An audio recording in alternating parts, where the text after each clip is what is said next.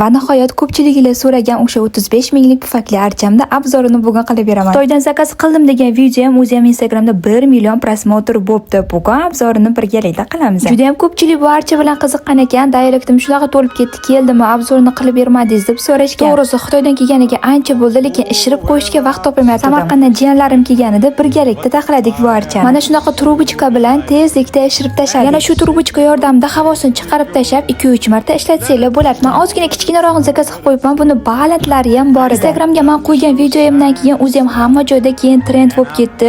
Buni o'zimizda 200 ming ham, 150 mingga ham sotishdi. Lekin men Xitoydan 35 ming so'mga zakaz qildim. Ko'rdinglar, men nimaga faqat Xitoydan narsa zakaz qilaman? Xitoyda hamma narsani birinchi qo'l bo'lasizlar va shunaqa noodatiy narsalarni ham topsanglar bo'ladi. Xitoydan siz ham tovarlar zakaz qilishni xohlaysiz, lekin qo'rquvlaringiz bo'layotgan bo'lsa, men o'zimni Xitoy kursim bor. Xitoy kursimga sizni taklif qilaman.